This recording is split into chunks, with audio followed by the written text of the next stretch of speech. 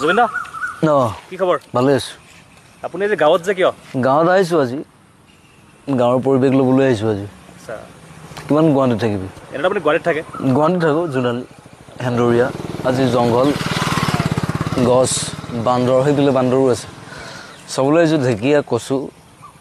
আজি গাঁৱলীয়া পৰিৱেশত চাবলৈ আহিছোঁ। আপোনাৰ নতুন প্ৰজেক্ট? নতুন প্ৰজেক্ট এতিয়া চিনেমা লৈ বেছি বস্তু। আৰু যোৱাকালি মোৰ ডাবিং আছিলে, কৰিলোঁ গান ৰেকৰ্ড। আচ্ছা, তই আহিছিলি আজিকালি ব্লগো বনালে, তই ইণ্টাৰভিউ লৈছিলি? মোৰ তালৈ আহিছিলি ন? আচ্ছা, মই টাইম দিব নোৱাৰিলোঁ সেইটো, চৰি। আহিবি মোৰ তালৈ। আচ্ছা, মই ব্লগ মাজে মাজে বনাওঁ আৰু। ঠিক আছে, কৰ, আশীৰ্বাদ আছে। গৰম বহুত গৰম দিছে না? গৰম বেছি, সেইকাৰণে মই গুৱাহাটীৰ পৰা গুচি আহিলোঁ।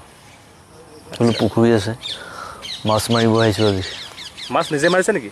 নাই, আজি মই বৰশী বামহে আজি। বৰশী আপোনাৰ টাইম এন্ধাৰে হ'ল? নাই, মই এন্ধাৰতে চব কাম কৰোঁ না, মই দিনত নকৰোঁ। মই মানুহটো উল্টা।